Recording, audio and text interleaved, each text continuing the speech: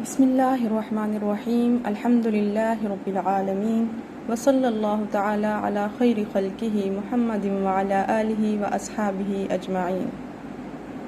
السلام علیکم dear students, آج ہم 4th ایئر کا پہلا چیپٹر پڑھنے جا رہے ہیں جس کا عنوان ہے الکرامۃ النبویہ والاخوہ الاسلامیہ، احترام نبوت اور اسلامی بھائی چارہ۔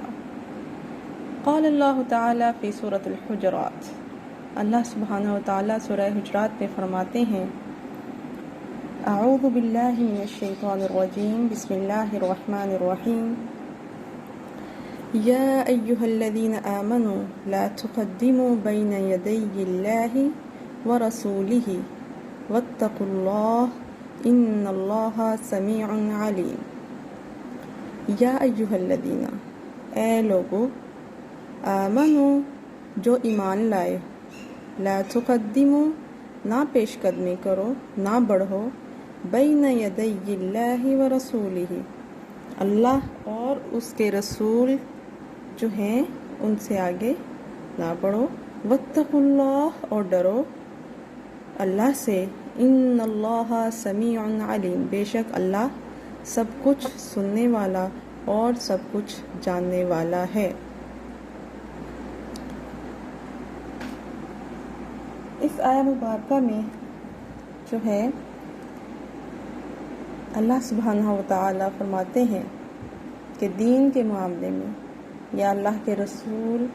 نے جو احکامات ہمیں بتائے ہیں، جو قوانین ہمیں بتائے ہیں، ان معاملات میں اپنے طور کوئی فیصلہ نہ کرو، نہ اپنی سمجھ اور اپنی رائے کو ترجیح دو۔ کس کے اوپر؟ اللہ اور اس کے رسول کے جو احکامات اور جو اس نے ہمارے لیے حدود بتائے ہیں، ان فیصلوں پر، ان معاملات پر اپنی رائے اور اپنی سمجھ بوجھ کو ترجیح نہ دو، بلکہ اللہ اور رسول صلی اللہ علیہ وآلہ وسلم کی اطاعت کرو۔ اپنی طرف سے دین کے معاملے میں کچھ بھی اضافہ کرنا جو ہے، یہ ایک صاحب ایمان جو ہوتا ہے اس سے لائق نہیں ہے، یہ چیز اسے زیب نہیں دیتا کہ وہ اس طرح کا جو ہے اپنی طرف سے جو ہے دین کے معاملے میں کوئی بھی حکم یا کوئی بھی نئی بات جو ہے وہ کرے۔ اپنی طرف سے کوئی بھی بات یا کوئی بھی نئی چیز جو ہے کرنا، یا پھر اللہ کے بتائے ہوئے احکامات، اس کے قوانین، ان سے آگے نکلنا، اس قسم کی غفلت جو ہے، اس کا ادراک جو ہے ایک مومن کبھی بھی نہیں کر سکتا، ایک مسلمان کبھی بھی نہیں کر سکتا، اسے یہ چیز زیب ہی نہیں دیتی۔ اس قسم کی غفلت ہمیشہ اس لیے ہوتی ہے جب آدمی یہ بھول جاتا ہے کہ اللہ اس کے اوپر نگران ہے۔ اگر وہ جانے کہ اس کے منہ سے نکلی ہوئی آواز جو ہے، یا جو بھی وہ فعل کر رہا ہے، جو کر رہا ہے، یا جو کہہ رہا ہے، انسانوں تک پہنچنے سے پہلے اللہ سبحانہ و تعالیٰ تک پہنچ جائے گی، تو آدمی کی زبان رک جائے اور وہ بولنے سے زیادہ چپ رہنے کو ترجیح دے۔ مومن یا مسلمان کی شان تو یہ ہے کہ اللہ رسول کے احکام کے سامنے وہ سر تسلیم خم کرے، نہ کہ اس کے مقابلے میں اپنی بات یا کسی امام کی رائے پر اڑا رہے۔ اسی طرح اگلی آیت میں اللہ سبحانہ و تعالیٰ ارشاد فرماتے ہیں یا ایہا الذین آمنو، اے لوگو جو ایمان لائے ہو، آمنو، ایمان لائے ہو، لا ترفعوا اصواتکم، لا ترفعوا، نہ بلند کرو، ترفعوا مضارع کا صیغہ ہے، رفع یرفع، ترفع، رفع فعل ماضی ہے، اس کا مطلب ہے رفع یرفع کا مطلب بلند کرنا۔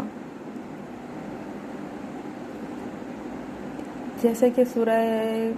30ویں سپارے میں ایک سورہ ہے، اس میں ارشاد باری تعالیٰ ہے رفع سمکہا فسواہا، یہ آسمان کے بارے میں ہے کہ ہم نے اسے بلند کیا اور اسے بلند کیا۔ تو یہاں پر بھی کیا ہے کہ تم لوگ جو ہو لا ترفعوا، نہ تم لوگ بلند کرو اپنی آوازیں، فوق صوت النبی، کس آواز پر؟ حضور اکرم صلی اللہ علیہ وسلم کی جو آواز ہے ان کی آواز پر اپنی آوازیں بلند نہ کرو، ولا تجہروا، اور نہ اونچی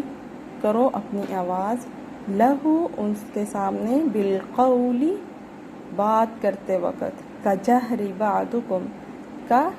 جہری، کا تشبیہ کے لیے ہے، کا جہری بعضکم لبعض، جیسے اونچی آواز میں تم آپس میں بولتے ہو ایک دوسرے سے، ان تحبط اعمالکم، کہ ختم نہ ہو، ان ایسا نہ ہو، تحبط کہ ختم ہو جائے، غارت ہو جائے، اعمالکم تمہارے اعمال، وانتم لا تشعرون، اور تمہیں اس بات کی خبر ہی نہ ہو۔ با محاورہ پڑھتے ہیں، اے لوگو جو ایمان لائے ہو، نہ بلند کرو اپنی آوازیں اوپر نبی کی آواز کے، اور نہ اونچی کرو اپنی آواز اس کے سامنے بات کرتے وقت، جیسے کہ اونچی آواز میں بولتے ہو تم ایک دوسرے سے، کہیں ایسا نہ ہو کہ غارت ہو جائیں تمہارے اعمال اور تمہیں خبر بھی نہ ہو۔ اس آیہ مبارکہ میں رسول صلی اللہ علیہ وسلم کے لیے اس ادب اور تعظیم اور احترام و تکریم کا بیان ہے جو ہر مسلمان سے مطلوب ہے۔ پہلا ادب یہ مطلوب ہے کہ آپ صلی اللہ علیہ وسلم کی موجودگی میں جب تم آپس میں گفتگو کرو تو تمہاری آواز نبی کریم صلی اللہ علیہ وسلم جو ہیں ان کی آواز سے بلند نہ ہو۔ دوسرا ادب کیا ہے؟ جب خود نبی اکرم صلی اللہ علیہ وسلم سے کلام کرو تو نہایت پرسکون وقار سے کرو، اس طرح اونچی اونچی آواز میں بات نہ کرو جس طرح آپس میں تم بات کر رہے ہوتے ہو بے تکلفی سے۔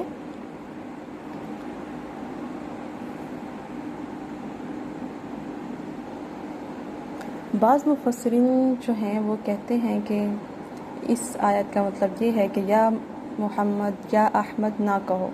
بلکہ ادب سے یا رسول اللہ کہہ کر مخاطب کرو۔ اگر ادب اور احترام کے ان تقاضوں کو ملحوظ رکھو گے تو بے ادبی کا احتمال جو ہے وہ نہیں ہوگا، اگر ان کو ملحوظ نہ رکھو گے تو بے ادبی جو ہے وہ ہم کر سکتے ہیں، جس سے بے شعوری میں تمام عمل جو ہیں وہ برباد ہو سکتے ہیں۔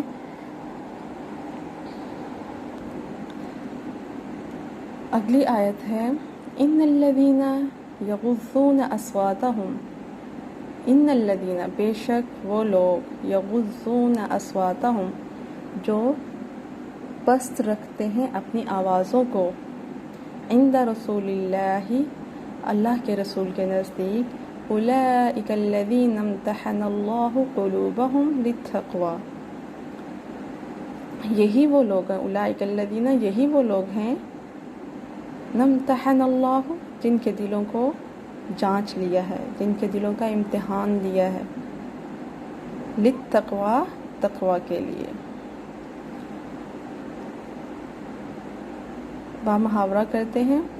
بلا شبہ وہ لوگ جو پست رکھتے ہیں اپنی آوازوں کو رسول اکرم صلی اللہ علیہ وسلم کے پاس، ان کے حضور، یہی وہ لوگ ہیں جن کے دلوں کو جانچ لیا ہے اللہ نے تقوی کے لیے۔ لہم مغفرۃ و اجر عظیم، ان کے لیے مغفرت اور اجر عظیم ہے۔ اس آیت میں ان لوگوں کی تعریف ہے جو رسول اکرم صلی اللہ علیہ وسلم کی عظمت اور جلالت کا خیال رکھتے تھے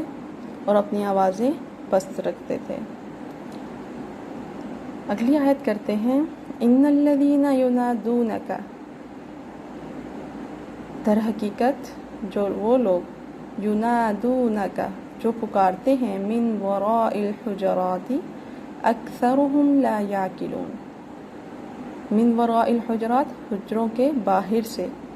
اکثرهم لا یعقلون ان میں سے اکثر بے عقل ہیں۔ در حقیقت وہ لوگ جو آپ صلی اللہ علیہ وسلم کو حجروں کے باہر سے پکارتے ہیں ان میں سے اکثر بے عقل ہیں۔ اس آیہ مبارکہ میں قبیلہ بنو تمیم کے بعض اعرابی جو ہیں ان کے بارے میں بات کی گئی ہے، جنہوں نے ایک روز جو ہے دوپہر کے وقت جب آپ صلی اللہ علیہ وسلم قیلولہ کے وقت آرام کر رہے تھے تو حجرے کے باہر کھڑے ہو کر عامیانہ انداز میں آپ صلی اللہ علیہ وسلم کو پکارنے لگے تاکہ آپ صلی اللہ علیہ وسلم باہر تشریف لے آئیں۔ تو اللہ سبحانہ و تعالیٰ نے اس بارے میں فرمایا کہ اکثریت یعنی موسٹلی پیپل جو ہیں ان میں بے عقل ہیں۔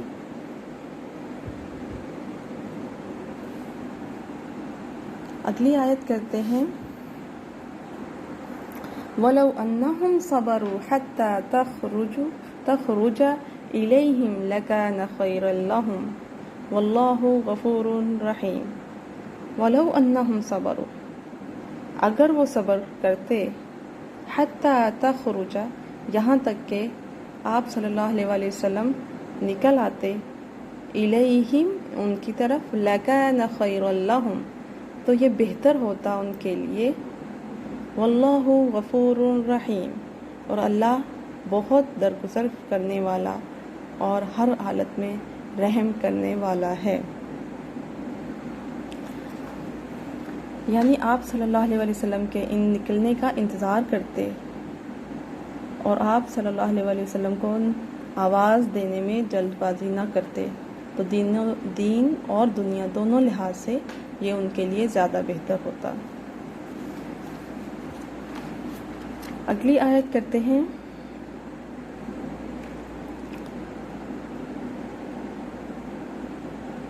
یا ایھا الذین آمنوا ان جاءکم فاسق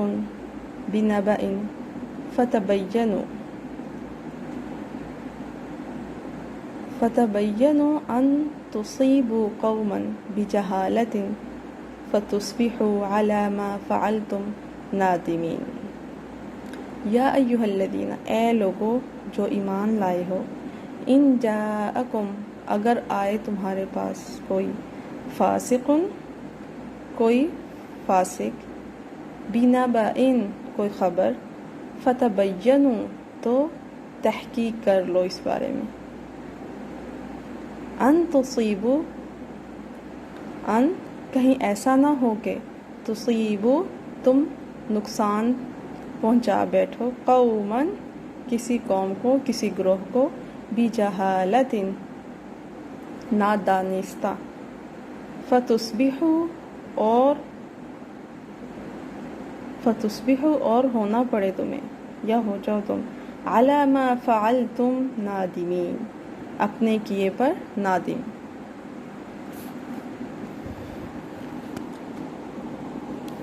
اس آیت کے بارے میں مفسرین کے نزدیک کوئی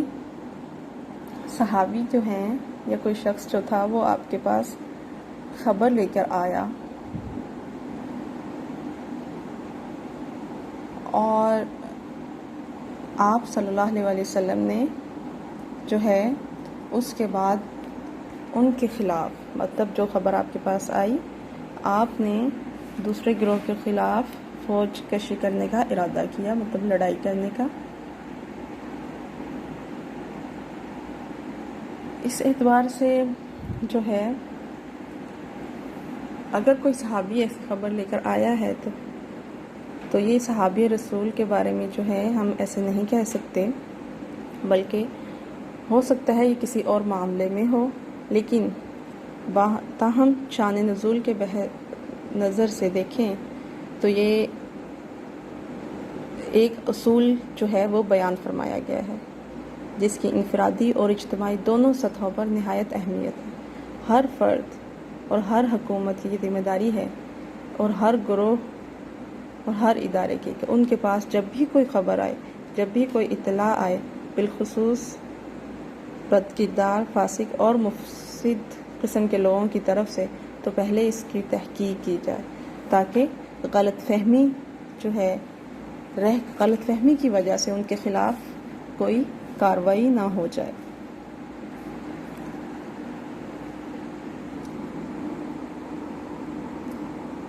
اسی طرح اگر کوئی آدمی جو ہے وہ دوسرے آدمی کے بارے میں کوئی ایسی خبر دے جس پر پہلے شخص پر کوئی الزام آتا ہو، تو ایسی خبر جو ہے وہ محض سن کر مان لینا جو ہے یہ سراسر خلاف ہے۔ سننے والے پر لازم ہے کہ وہ پہلے اس کے بارے میں ضروری تحقیق کرے